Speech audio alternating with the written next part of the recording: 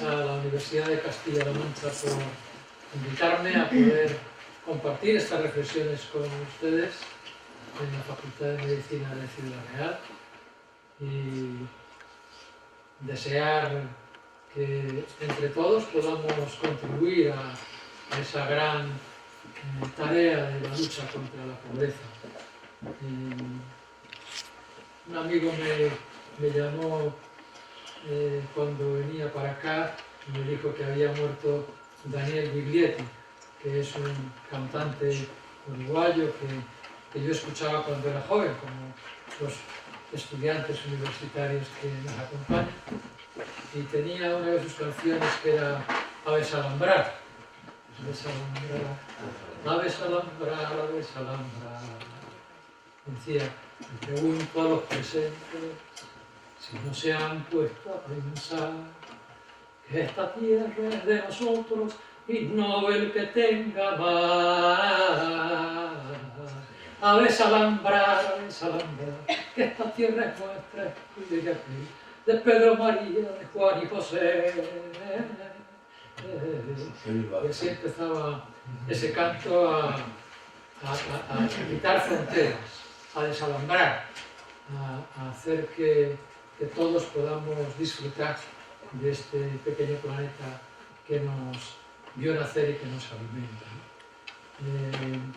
Pero queda mucho por hacer. Queda mucho por hacer y ahí tenemos que estar nosotros. En la preciosa novela que Joseph Conrad escribió, Lord Jim, pues Lord Jim, el personaje, acude a un pequeño país imaginario, Patusán, que se ubica en la isla de Sumatra aproximadamente. Y ahí había un reyezuelo, un rajá, el rajá Alán, que quería impedir que nadie comerciara más que él. Y tenía un monopolio. Y torturaba y mataba a aquel que se saltara esas reglas, dice Joseph Conrad. El rajá Alán pretendía ser el único con derecho a comerciar en su tierra, y la pena por romper el monopolio era la muerte. Su idea de comerciar era indistinguible de las formas más comunes de la vida. Si traigo esta cita aquí para empezar esta reflexión, es porque de lo que voy a hablarles, de las patentes de los medicamentos, es una forma de monopolio que también califico como una de las formas más comunes de robo. La salud es un derecho humano fundamental. Es un derecho que, según la Convención de los Derechos Económicos, Sociales y Culturales que firmamos 160 países, entre ellos España, y que está vigente y que es obligatoria, así como otras convenciones que son un compromiso más o menos moral, esta es obligatoria. Dice que la salud es un derecho humano fundamental e indispensable para el ejercicio de los demás derechos humanos. Todo ser humano tiene el derecho al disfrute del más alto nivel posible de salud que le permita vivir una vida digna. Pues, amigas y amigos, este derecho humano es violado sistemáticamente todos los días. No se está cumpliendo. Hay miles de personas sin derecho a la salud. En ese momento, nacer aquí o allí nos da 30 años más de vida según donde tengamos la fortuna de aparecer, la mala fortuna de aparecer. 30 años de diferencia entre Japón, España y los países de África, Sierra Leona, Angola o otros países de África. 30 años de diferencia, expectativa de vida al nacer. Es brutal. Esa diferencia tiene que ver con lo que ya se ha comentado y ustedes conocen bien, ese círculo terrible de la pobreza y la enfermedad. La pobreza provoca, causa el hambre, y el hambre es a su vez causa de enfermedades, diarreas, enfermedades respiratorias, problemas de enfermedades contagiosas, la malaria, el SIDA, pero también la pobreza es causa de otro gran factor que produce enfermedad y muerte prematura, y es la falta de acceso a medicamentos, a lo que yo dedicaré esta charla. También influye, por supuesto, en falta de infraestructuras, de personal sanitario, de sistemas de distribución o de conservación de los productos sanitarios, falta de infraestructura, etc.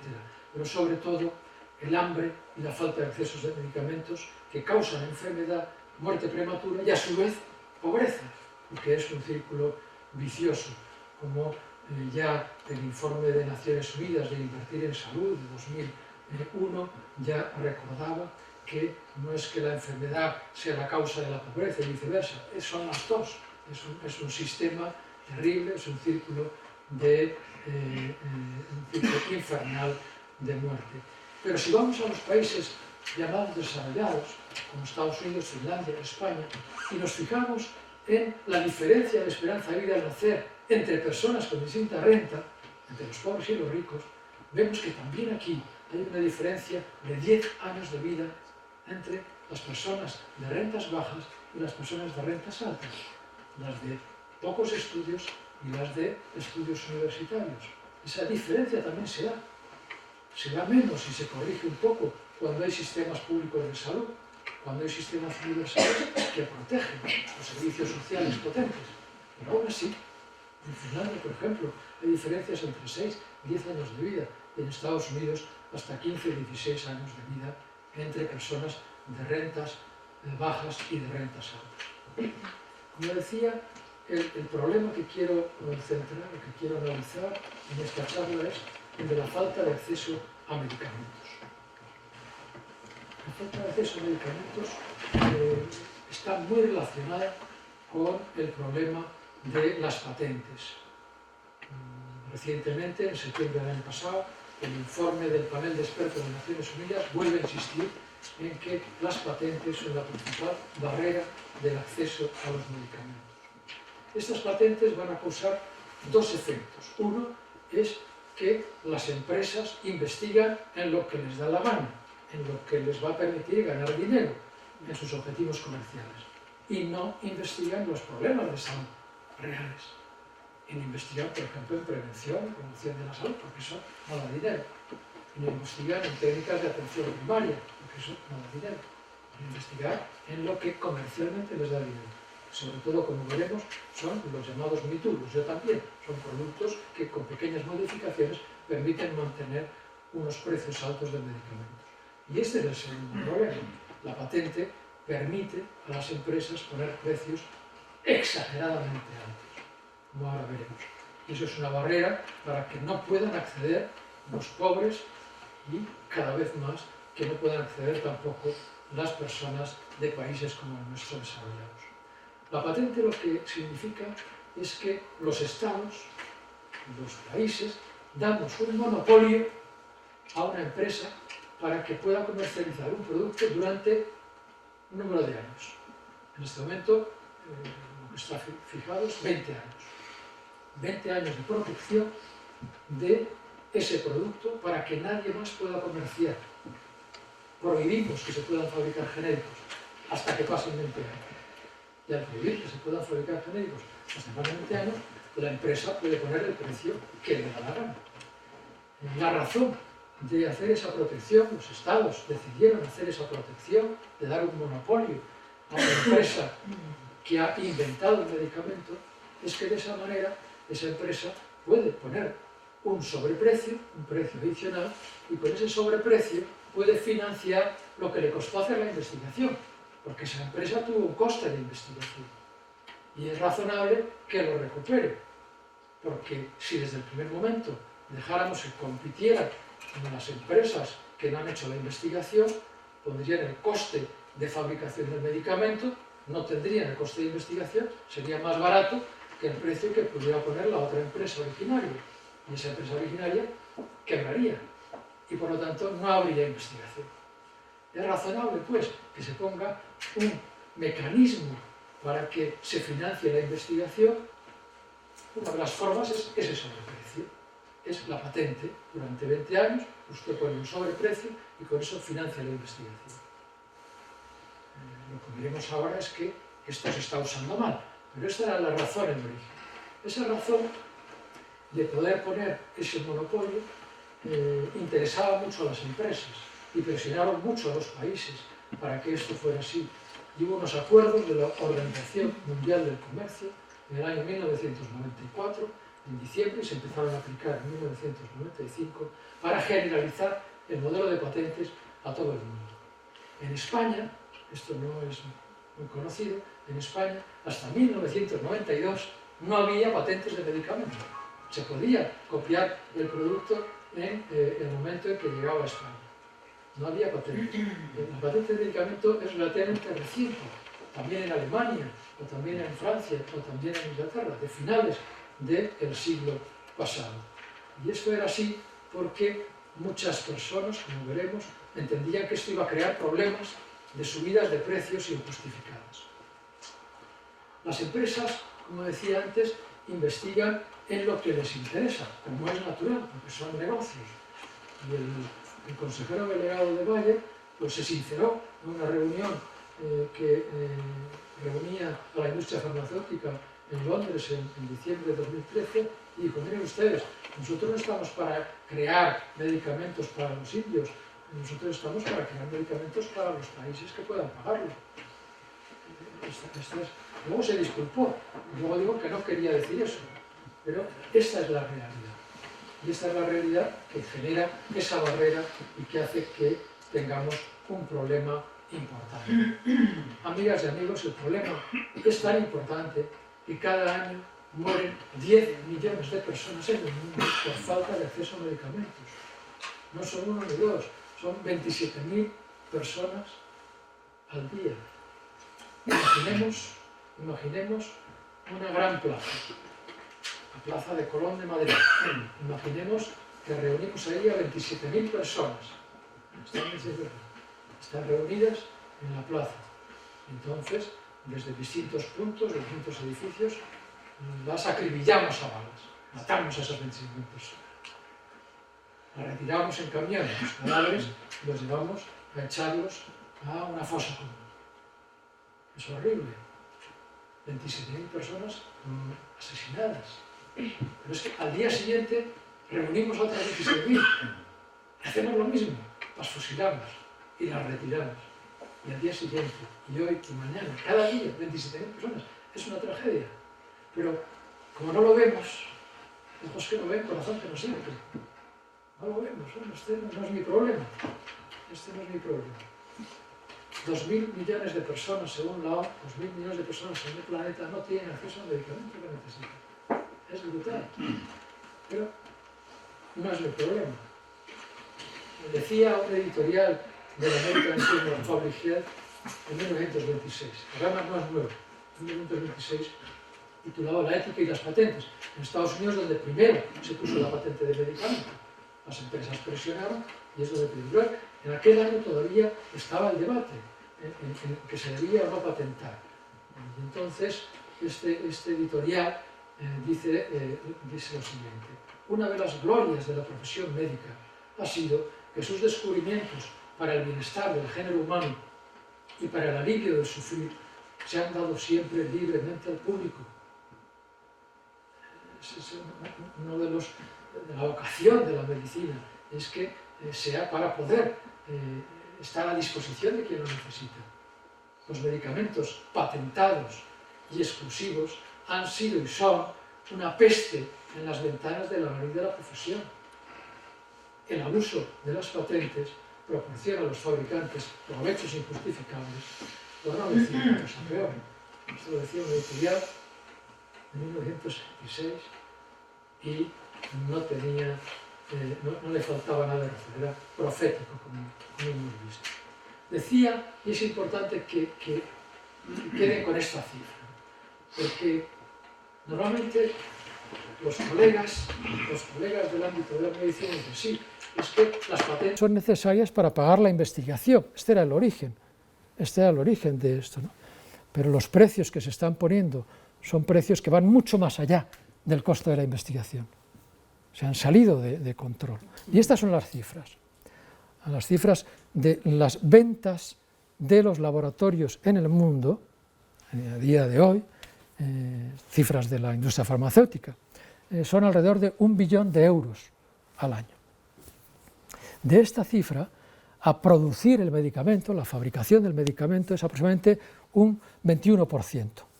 En cifras redondas, 210.000 millones de euros al año. Y a investigación, con todo lo que se dedica al medicamento que sale bien y que se puede comercializar, a los fallos, que dicen que cada medicamento tiene muchos fallos y tal, igual, bueno, todo lo que las empresas dicen que gastan en investigación, que esta cifra está engordada, porque hay muchas partes que son investigaciones duplicadas, en fin, pero aceptamos la cifra que dicen las empresas y está en torno al 16% del volumen de ventas, 160.000 millones de euros en el mundo, ¿no? Y el resto es beneficio. Es una barbaridad. Un precio razonable sería pues, el precio de fabricación más el precio de investigación y un beneficio industrial de un 5%. Y esto sería pues, que en total podríamos estar gastando unos 380.000 millones. Hasta el billón nos quedan 600.000 millones de gasto que va a beneficio y que la empresa gasta en potentes campañas de marketing, potentes que incluyen pues, la subvención de campañas electorales de parlamentarios. En Estados Unidos pues, tienen necesidad de esa financiación y los principales financiadores de las campañas de los senadores y de los congresistas son las empresas farmacéuticas. Pero también todas las publicaciones médicas, todos los congresos, bueno, casi todos, porque hay alguno que ha decidido no gracias y no se financia, pero el 99% de los congresos, 99% de las revistas científicas, 99% de los grupos que van a redactar las guías clínicas que van a recomendar cómo hay que tratar a los pacientes. Está financiado por la industria farmacéutica, con el dinero que le damos los contribuyentes a través del sobreprecio. Lo pagamos nosotros a través del sobreprecio con una especie de impuesto, que es la patente, por el cual pagamos más de lo que cuesta para financiar la investigación. El problema que refleja esta imagen es que se está desviando de ese buen fin, que era la investigación, mucho más dinero, más de $500 millón de euros al año para poder hacer esta actividad. Además de pagar esas enormes campañas de marketing, que por eso hacen tan difícil cambiar el modelo. Además, pues también se dedica a recompra de acciones, a comprar otras empresas. En gran medida la investigación ya no se realiza en las empresas farmacéuticas. Se compran empresas o las universidades que hacen ahora spin-offs y hacen pequeñas empresas, desarrollan un producto, luego viene la empresa farmacéutica y lo compra y termina en la fase 3, los ensayos clínicos de fase 3 y luego lo comercializa. Pero el grueso se ha hecho en la universidad con financiación pública y luego se va a beneficiar al sector farmacéutico. Por tanto, amigas y amigos, cuando hablamos de que la patente es necesaria para financiar la investigación, sepamos que no es verdad, que esto sea en origen, tenía esa intención, pero desde muy pronto se desvió y se abusó de la patente. Con motivo de la polémica de los antivirales de acción directa para la hepatitis C, la polémica del Sovaldi, el Sofosbuvir y otros productos, los senadores Wyden y Grassley, son dos senadores de Estados Unidos, hicieron un informe que está en la red y que yo les recomiendo que lo lean, donde analiza en detalle, bueno, ¿cómo es posible que se pongan estos precios? El precio que se puso en Estados Unidos inicialmente eran $84.000 por tratamiento. ¿Cómo es posible que se pongan estos precios tan grandes, ¿no? Y está justificado por la fabricación, está justificado por la investigación. Concluyeron que no. El coste de la investigación de este producto se había recuperado en el primer año de facturación, y hay 20 años de protección de patente. En el primer año se facturaron más de 10.000 millones y la investigación había costado 600 millones, parte de ella financiada por el sector público directamente. Es verdad que había comprado una empresa intermediaria, Pharmasset, y que esa la habían vendido a 10.000 millones. Aun contando con esa compra, el primer año ya se había financiado. es tan extraordinario que estos señores, estos senadores, concluyen. Se fija el precio no por lo que cuesta la fabricación o la investigación, sino por lo máximo que esté dispuesto a pagar y pueda pagar el comprador, sea paciente individual o sea seguro de salud público o privado. Esta es la regla de juego. Y eso se traduce en esta otra imagen que tienen ustedes aquí, y es una investigación de Víctor Roy, donde nos muestra desde los años 50 las tasas de ganancia de distintas empresas, distintos sectores, el financiero, el de seguridad, las empresas industriales medias y la industria farmacéutica. Ese punteado en línea roja, ven como en los años 95, 96, cuando se generaliza el modelo de patentes, ya estaban bien posicionadas, ya estaban en la banda alta, pero en ese momento se disparan. Y si la media industrial es un 5% de beneficio, que ya muchas empresas se dan con un canto en los dientes de tener esa tasa de retorno y tener esa posibilidad de salir adelante, pagar sus salarios, pagar sus inversiones y ganar dinero, ya viene bien. Bueno, la industria financiera y la de sanidad, la farmacéutica, iban un poco por encima, pero a partir de los años 95, como ven, la industria farmacéutica se dispara en beneficios declarados en sus balances. Ya digo que mucha parte del beneficio no se llega a contabilizar como beneficio en el balance porque se ha gastado en recompra de acciones, en recompra de otras empresas y en otras finalidades, ¿no? Y en pagar los bonos de los altos ejecutivos, que son, como veremos, muy altos.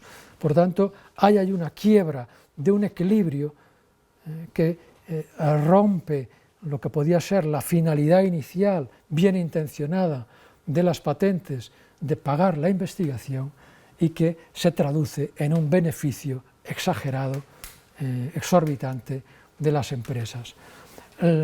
Leído de otra manera o con otros datos, vemos cuál es el coste de un tratamiento como por ejemplo para la hepatitis C, el sofosbuvir, y el coste de fabricación, el precio de un genérico es 58 euros por tratamiento. Lo que estamos pagando aquí en Castilla-La Mancha, aquí en España, es 10.200 euros por tratamiento. Estamos pagando 10.000 euros por tratamiento por algo que cuesta 58. ¿Cómo es posible? Pero es que si vamos a ver tratamientos para el cáncer, como el imatinib, que cuesta 161 euros, estamos pagando 28.000. O tratamientos para el SIDA, que cuestan 82 euros, estamos pagando 7.000. O una vacuna para el meningitis que cuesta 5 euros, 159. Son porcentajes sobre coste increíbles, que son, digamos, absolutamente inaceptables. Esta escalada llevaba al profesor Walkman a decir, pero bueno, ¿cuánto más vamos a estar aguantando estos precios? ¿Vamos a poder realmente soportar pagar 100.000 euros tratamiento del cáncer? No va a ser viable. Bueno, pues hace pocas semanas verían ustedes en la prensa médica cómo ya se anuncia el Kymriah, por ejemplo, un tratamiento también para linfomas, que va a estar en precios de $475.000 por inyección. Estamos hablando, por tanto, de una escalada que no tiene freno, salvo que se lo pongamos entre todos, porque la empresa tiene la voracidad de ganar lo máximo posible, hasta donde se pueda llegar. El equilibrio ya se rompió, y pensamos, bueno, ya se parará. No, no se va a parar, salvo que lo paremos con cambios importantes. Decía que el aumento de precios es uno de los problemas de la falta de acceso a medicamentos, la barrera del precio. Pero decía también que hay otro problema importante en el modelo de patentes para financiar la investigación, y es que no se investiga en las necesidades de salud de las poblaciones, se investiga en los intereses comerciales de la industria farmacéutica. Y, por ejemplo, no se invierte en prevención y en cuidados, que sería lo más eficiente para una sociedad. porque más vale prevenir que curar. Pero es que solamente se invierte del total de la investigación que se ha hecho en los últimos 10 años, el 4% se ha destinado a las enfermedades de países pobres. Destinamos, por lo tanto, un 4% para el 80% de la población y destinamos el resto a los países, a las enfermedades llamadas de los países desarrollados. Bueno, pero es un problema de ellos, no es mi problema, es un problema de los pobres, no es mi problema. Resulta que también está siendo tu problema, porque, por ejemplo, no se investiga en antibióticos, porque no son rentables. Y ya en Europa, cada año, mueren 25.000 personas por falta de un antibiótico, porque las resistencias antimicrobianas están haciendo que ya no tengan respuesta a los productos que en este momento tenemos. Se investiga, como digo, el grueso de la investigación de la industria farmacéutica es en mejorar las moléculas con pequeños cambios, cual tiene un poco coste de investigación, pero un gran rendimiento comercial si se mantienen los precios altos que ya han conseguido forzar. El 85% de los nuevos medicamentos no son innovadores, son los llamados MeToos, y esto se repite un año y otro. La revista Prescribir, que es una revista imparcial, sin financiación de la industria, tiene estudios muy rigurosos en esta materia. Y también, desde otro punto de vista, la profesora Matsukato, en una serie de análisis que ha venido haciendo de las innovaciones, no solo del sector farmacéutico y sanitario, sino en general también de la industria militar o de otro tipo de industrias de telecomunicaciones, demuestra cómo de lo que son innovaciones de verdad, el 75% tenían financiación directa de presupuestos públicos, de los institutos de investigación, etc. Además, el modelo de financiación de la investigación a través de patentes tiene otros problemas muy severos, y es que si los ensayos clínicos los está financiando la industria con el dinero que le hemos dado a nosotros a través del sobreprecio de las patentes, es decir, no es que la industria lo financia con el dinero que le han dado ustedes a través de ese impuesto que son las patentes, pero bueno, con ese dinero gobierna la industria farmacéutica el proceso de investigación y ellos son los que se van luego a evaluar. Por tanto, ahí hay un riesgo altísimo de sesgos en ese proceso de investigación. Hay serias dudas de la imparcialidad de esta investigación, como han demostrado también muchos estudios. El más conocido, los análisis que hace comparados con series largas, John Ioannidis, bueno, son demoledores. Les recomiendo también que repasen estos estudios porque son demoledores, demostrando cómo la mayor parte de la investigación publicada es inútil, no tiene utilidad para los pacientes. Por supuesto, este modelo de financiación de la investigación a través de las empresas hace que haya secretismo, que no se comparta, sea información cerrada, y por lo tanto se duplican muchas investigaciones, con lo que es también duplicar el riesgo para los pacientes que participan en ensayos, retrasar la investigación, etc. Por supuesto, como todas, o el 99% de las publicaciones científicas están financiadas por la industria, la publicación también es determinada por la industria. Hay un sesgo no solo en la realización de la investigación, sino también en las publicaciones. Es una forma en la que se secuestra el desarrollo, digamos, intelectual del sector. Insisto en un problema severísimo de ese secuestro, y es que la financiación de la formación continuada de los profesionales sanitarios y de las sociedades científicas es fundamentalmente a través de la industria con el dinero que le damos con las patentes. ¿Por qué no lo hacen directamente los gobiernos? En vez de darle el dinero a la industria para que financie esa formación, que no se lo dé y financie directamente la formación. Y ahorraríamos muchísimo dinero. ¿Por qué no se hace? El control, como decía el doctor Horton en una editorial de Lancet, el control de la agenda y de la práctica de la medicina.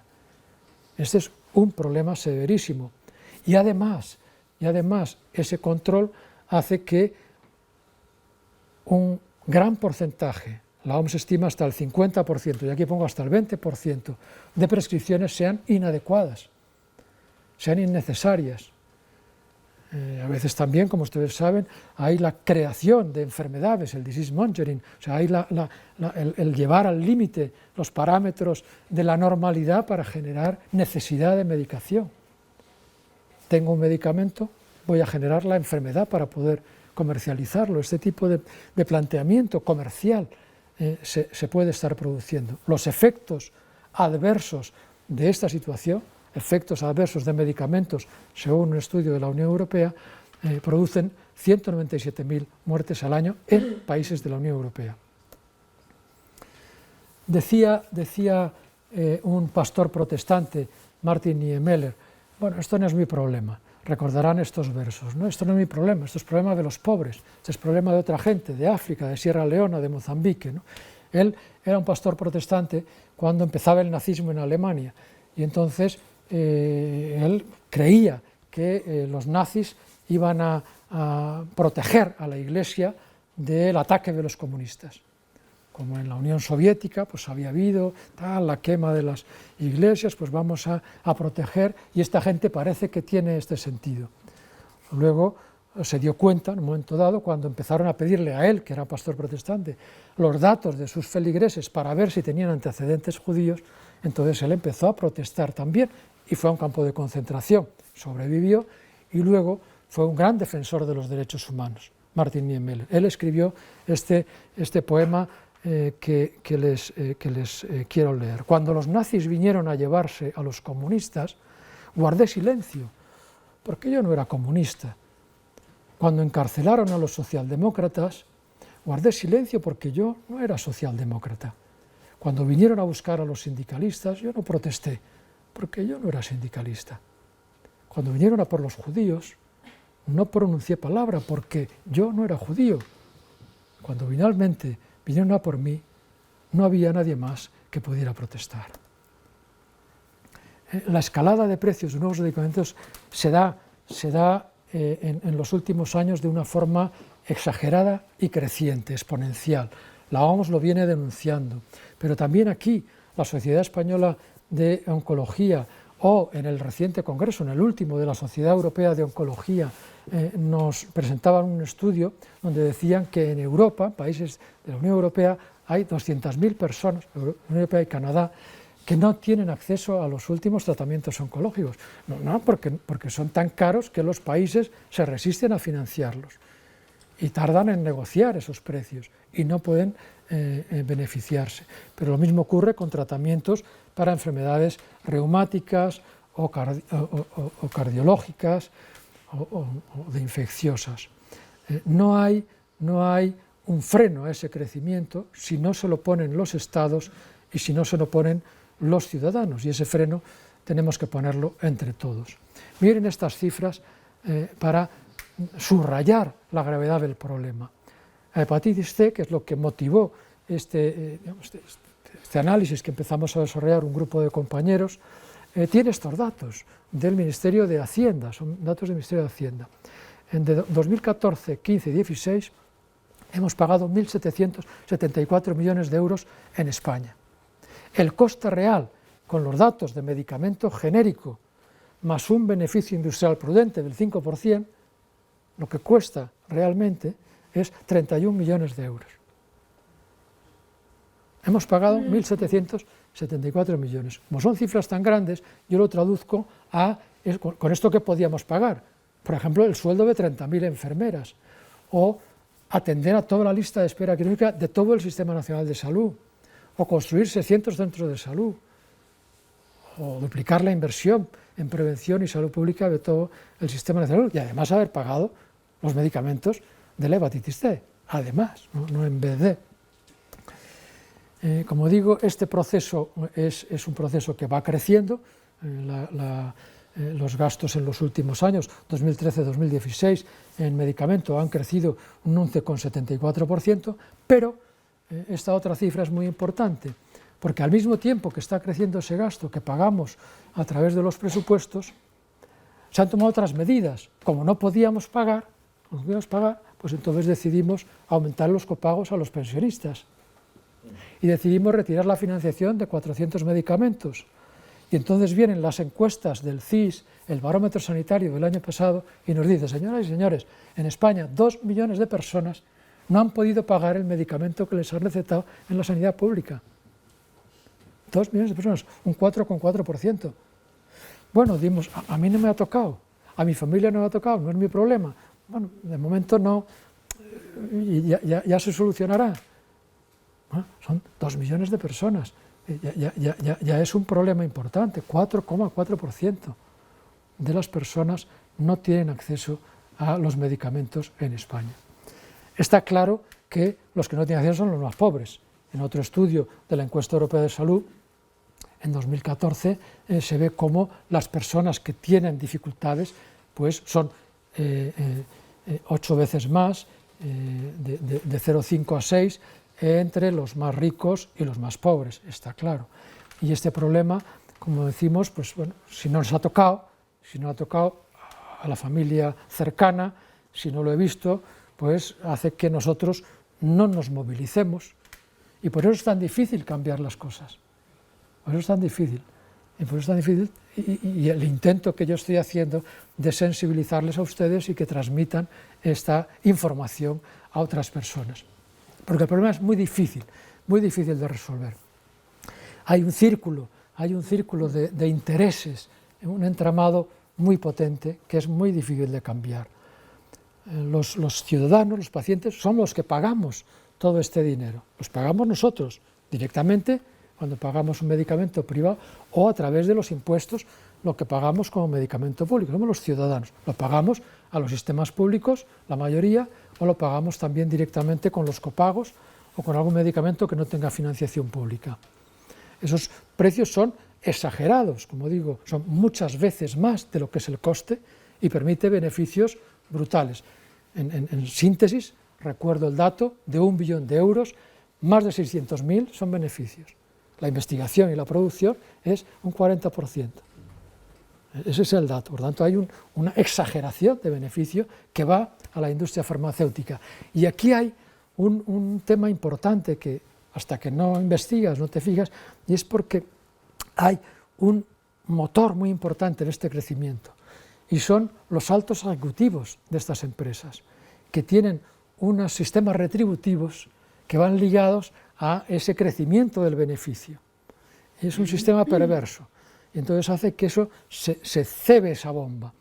Pero cada vez más, y ese es otro dato que hay que ver, digamos, hay que entrar en los balances para ver, y en la composición accionarial, cada vez más hay una mayor presencia de accionistas que controlan las empresas farmacéuticas desde los fondos de inversión, de los hedge funds. Y esto es clave, porque el hedge fund, su objetivo es ganar dinero, limpiamente, secamente, no es otro. Son fondos de inversión, tienen que ganar dinero para los accionistas. Y estos fondos de inversión controlan cada vez más las decisiones de la industria, y es maximizar el beneficio a corto plazo. Por eso cuando ponen un precio tan alto, 400.000 euros, una inyección, no están pensando en la salud de los pacientes, en la sostenibilidad del sistema sanitario, en la accesibilidad a las medicinas, ni de los países ricos ni de los pobres. Están pensando en que ese día, cuando ellos hagan esa rueda de prensa diciendo que van a tener ese medicamento, que aún no se ha fabricado, ese día que den esa cifra, van a ganar en las acciones y se van a embolsar 1 millón de euros ese día, como alto ejecutivo de esa empresa. Es otra lógica, distinta a la que nosotros estamos acostumbrados. Por ejemplo, la remuneración de los 20 directivos mejor pagados de la industria farmacéutica ha ido entre 13 millones y 140 millones de euros al año. Es muy importante y esa remuneración se hace con este tipo de operaciones especulativas. Pero las de los directivos de los fondos de inversión todavía son mayores, se mueven entre 100 y 1.000 millones de euros al año. Por ejemplo, Ray Dalio, que es el gerente, director, fundador de una empresa, de Bridgewater Associates, esta empresa es un fondo de inversión. Ray Dalio gana 1.400 millones de dólares al año, 3-4 millones de dólares cada día. Intentemos traducir eso a nuestro sueldo mensual o nuestra pensión de funcionario intentemos 3-4 millones de dólares al día, y por lo tanto tiene que hacer ese tipo de operaciones. Ray Dalio escribió un libro que se llama Principios, que también está en la red y lo pueden ustedes, consultar. Y en estos principios él dice, vamos a ver, si vemos una manada de hienas que ataca a unos antílopes y vemos cómo hiere y mata al antílope y se lo come, pues nos producirá pena por el antílope, nos producirá sentimiento de pena por él, y pensaremos, caray, qué terrible es la hiena con el antílope, pero si lo piensan ustedes bien, este acto es un acto natural, es lo que vemos en la naturaleza, y desde luego es bueno para la hiena, porque le permite alimentarse, pero también es bueno en general para el sistema, y desde luego es bueno para el antílope, porque le anima a evolucionar. Y esto es la filosofía que se traduce, que si lo ven ustedes es lógico, es la ley de la selva, es la ley de la selva. La ley es más fuerte, y hay que ser más fuerte, y hay que saber atacar, y hay que ser hiena, ataca al antílope. Pero claro, es verdad que esto es la ley de la selva, es verdad que esto es la ley de la naturaleza, es verdad que esto es, pero también la naturaleza ha creado seres humanos, y los seres humanos hemos también desarrollado otros principios y otros valores, y pensamos que la solidaridad también puede ser un valor, y pensar en que una persona enferma necesita ayuda, y en vez de dejarla que se muera y que se pudra, o una persona mayor que no tiene capacidad de valerse por sí misma, una persona con discapacidad, también puede ser interesante ayudar. O una persona que no ha tenido educación, a lo mejor invertir, porque puede luego aportar muchas cosas. Ese proceso de evolución de la humanidad también ha hecho que avance, y yo pienso que ese es el verdadero principio que ha hecho que la humanidad avance, el salir de la ley de la selva, el superar el sálvese quien pueda y el que más chifle capador, sino ir a intentar entre todos avanzar, no llegar primero y más alto, sino llegar juntos, que nadie se quede en la cuneta. ¿Por qué hacemos una semana de lucha contra la pobreza? ¿Qué más nos dan a nosotros los pobres? ¿Qué me importa a mí si yo estoy bien? Tengo una casa caliente, como todos los días, tengo sanidad. ¿A mí qué me importan los pobres? Pues sí que me importan. Me importan porque para ser persona yo necesito sentirme hermano, solidario de las otras personas. Y así crezco más. No solo porque si algún día me va mal a mí, me van a ayudar, tendré sanidad pública y de la otra manera no la tendré, sino porque ya hoy me veo afectado, interpelado por esa situación y sé que soy mejor persona si comparto, si acompaño, si coopero, que si no me lanzo al cuello del antílope. En ese balance entre derecho y negocio, nos dice Richard Elliott, que es un asesor de Naciones Unidas, que los derechos humanos básicos, como el derecho a la salud, tienen naturaleza fundamental y están por encima de los derechos de propiedad intelectual, que son instrumentales. Pero ese balance en este momento está roto y está roto precisamente porque las patentes están utilizándose de forma abusiva, y ese punto de apoyo que le dan las patentes a las empresas farmacéuticas está escorado, y entonces, como ven ustedes, el peso de la industria farmacéutica vence porque tiene más longitud de su lado para contrapesar el peso de lo que son los sistemas públicos de salud. El efecto del actual modelo, traducido a palabras más claras, es un asesinato masivo por la barrera de acceso de 10 millones de personas que mueren cada año. Y es un robo masivo porque estamos pagando a la industria 700.000 millones de euros anuales para I+D y solo gastan 160.000 millones de euros. ¿Los medicamentos son un derecho humano o un negocio? Yo pienso que son un derecho humano. Y le preguntaron a Jonas Salk cuando se descubrió la vacuna de la poliomielitis, ¿de quién es la patente? Y él dijo, se queda pensando, pues, ¿quién es la patente? La patente, pues, de la gente. ¿Es que acaso se puede patentar el sol? Pues eso, ¿no? Se han desarrollado diferentes estrategias para intentar combatir este abuso de los precios, pero hasta ahora hay una estrategia que yo creo que es equivocada, aunque es entendible, y es que ha sido el divide y vencerás, ¿no? La industria ha dicho, no, mire ustedes, no cambiemos el modelo de patentes, vamos a ayudar a los pobres. Y entonces se inventan fondos de ayuda para las enfermedades, como el SIDA, la malaria, y se crea un fondo. Ese fondo es un fondo voluntario, es un fondo que está bien, pero es una limosna, no es un derecho, no es justicia, sino que es caridad, que está bien cuando no hay justicia, porque está salvando algunas vidas, pero no está resolviendo el problema. Esto pasa también, por ejemplo, con la iniciativa europea de la red de ensayos clínicos de países europeos y países en desarrollo, y otras iniciativas que están bien, pero que no están yendo a la raíz del problema, que es cambiar el modelo de patentes.